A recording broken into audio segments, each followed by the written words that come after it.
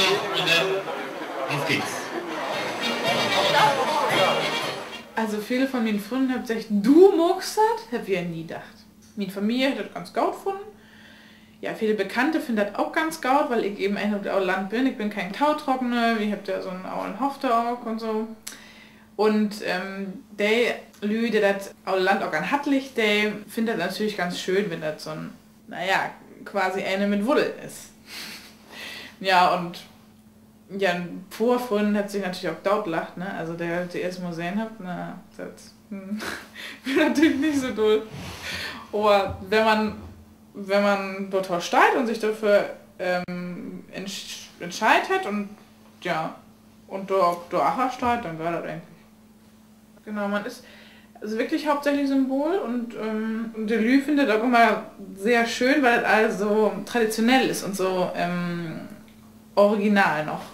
Also ich habe ja eben keine Schärpe deswegen und ja, ich futteriere halt, ja, stehe halt für die Tradition und für das Land, so wie das vorher mal trägen worden ist. Ne? Das ist der Orlander Hochzeitstracht. Der habt die Lü Drogen, wenn der Heirat habt, ganz einfach. Das hier ist das all Filigranschmuck, all Silber, das ist all Handmuck, das ist deswegen auch ziemlich teuer. Also so ein Knopf zum Beispiel, der kostet 100 € jetzt mittlerweile. Das ist mein Perlenke eben und je nachdem wie rick der Orlander wen sind, je mehr Regen habt ihr auch. Also das geht von 1 mit 5 eben, also ich bin sehr gut. Das ist meine Krone mit meinen Windmühlenflügel. Also der steht in diesem Fall für Freude. Nee, ich wollte das nie mögen. Nie. Also der Lü hat immer gesagt, ja Rebecca, muck das doch, du bist doch von Hoff und du kennst dich doch gut und so. Und ich habe immer gesagt so, nee, das Tüchteranteil und so, das will nie so, da habe ich nie Achterstunden. Ja, und dann habe ich in Chilemarkt, dass da so viel Lü, so viel für andere dauert, ohne das irgendwie, wie hier in Deutschland, so abzuwägen. Und dann habe ich mir gedacht, ach, jetzt kannst du eigentlich auch mal was Ehrenamtliches morgen. Habe ich mir so überlegt, was man so morgen kann und dann ist mir empfohlen, ach, jetzt passt das vielleicht ganz gut. So, jetzt bist du auch in Hus. Ja, kannst eigentlich mal Blütenkönigin machen. Damit sich bewerben, also richtig schriftlich mit Lebenslauf und allem, was total wird so. Also ich habe damals von Chile noch einfach ein E-Mail geschrieben, nur ein Bürgermeister mit so einem bekloppten Foto und der hat dann gesagt, ja, aber das ist kein Problem, ich leite mal bei Ihnen wieder, nur Frank Deppe von der Werbegemeinschaft. Ja, und dann hat der mit mir Kontakt aufgenommen und dann habe ich mal bei Ihnen geschnackt, wie die Königin Mutter, wie die immer so sagt, wie die Betreuerin also. Ja, und der hat dann ziemlich flott auch gesagt, ja, muck wie so. Und dann bin ich Blütenkönigin geworden.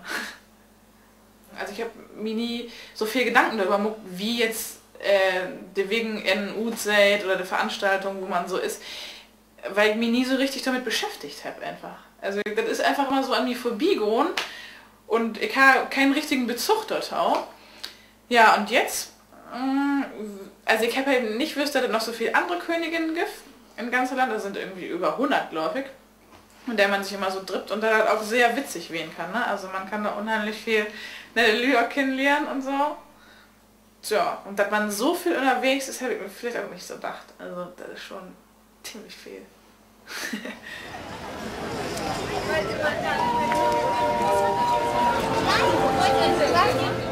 Und dann kriegst du einen Lütte Map. Ne, da ist so allerhand Binnen, so was die Tracht so bedrückt und wie das so ist mit Land, dass in 3 Meilen Update ist und so wieder. Ja, dann kann man sich mal so ein Band ankicken, so wie ich. Vielleicht mal so ein Viertelstunde, man kann natürlich auch ein Band länger Zeit investieren. Ja, und dann, man müsst eben wählen, was man sich inlet. So, dass man manchmal kommt der Lü an, auch Aulana, und stellt einen Abel für die hin und sagt, was ist denn das für ein Abel? Und dann müsst ihr eben wählen, was das ist. So, das wäre jedenfalls ganz gut. Und du musst eben auch wählen, wenn du was für die Elbeobst magst und so, was du da von nie gibst. Ne? Also du kannst, ja, also der vorletzte, glaube ich, der wir auch mobile Elbeobst, nennt sich doch wenn wir Hotel lohnen und so, das wäre auch eine ganz gute Idee, glaube ich. Ja, und generell mit man eben so ungefähr wählen, ja, wie das alle Land so entstanden ist und was uns so gut mogt und Ja, aber wenn man hier aufwussen ist, dann kriegt man das meiste auch so mit. Hat man nicht mehr so viel down.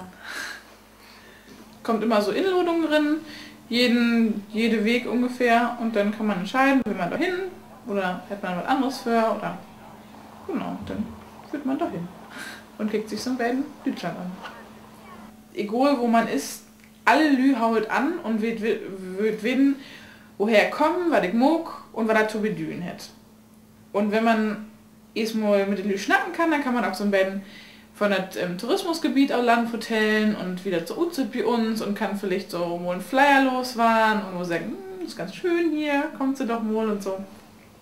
Dann auch landlich, eben südwestlich von Hamburg. Hier gibt es viel anzukicken, eben weil wir auch die ganzen Fachverkehrs haben, das nicht überall gibt, weil man direkt an wo da ist. Man kann gut Rad führen bei uns, weil wir viel plattes Land haben.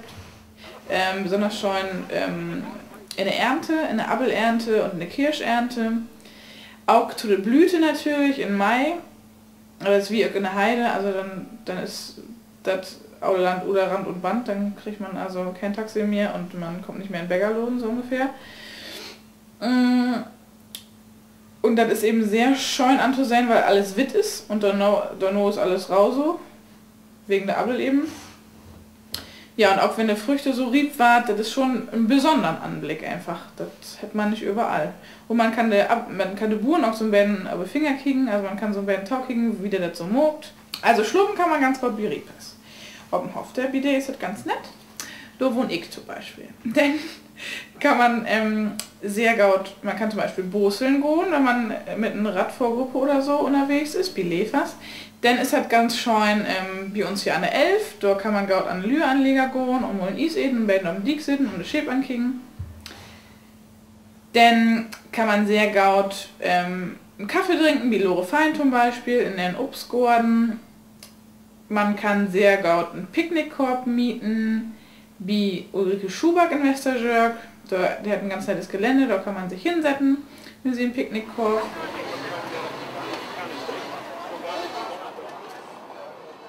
In Chile habe ich eben mag, dass ich unbedingt in Deutschland leben will.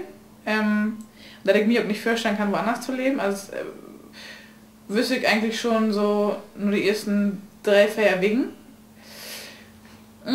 Weil wir das doch sehr gaut habt hier und das bloß oft vergeht und nicht zu schätzen wird. Und das aule Land ist natürlich so meine Heimat. Das habe ich auch ganz, ganz doll mag, weil weil ich eben hier abwussen bin und weil ich finde, dass ein ganz schön Plack ist hier. Also meine Oma, mein Opa und meine Mama, die sind ja alle und auch Land und meine Grautante auch, also Papas Tante eigentlich. Und der alte zusammen hat sich wünscht, dass ich eben Plattdeutsch schnack. Und ich muss das allieren, seitdem ich eben schnack überhaupt. Und bin dann in mein Haus gekommen und hab Besuchen vertellt. Auch im Kindergarten wird das ja auch so, dass der auch Hochdeutsch schnackt hat eben viel. Und dann hat meine Mutter oder irgendjemand hat halt immer gesagt, wie hält das? Und dann müsste ich eben die ganze Suche noch mehr Plattdeutsch vertellen. Und manchmal, wenn ich so in meinen Plattdeutsch waren, so binnen wir, dann und wir mit irgendeiner Familie unterwegs und irgendjemand hat mir schnackt auf Hochdeutsch, dann habe ich manchmal gesagt zu meiner Tante so, was hätte sie doch gar nicht verstehen. Und ich habe eben so mal so ein bisschen Plattdeutsch für mich hinschnackt und ja, bin eben mit 2 Sprungen irgendwie so abwussen und finde das mittlerweile auch ganz gut, weil das eben auch noch so ein Stück Heimat ist und das viele leider nicht mehr könnt und das irgendwo auch, wenn man irgendwas kann, was viele nicht könnt, das ist schon immer gar nicht so schlecht.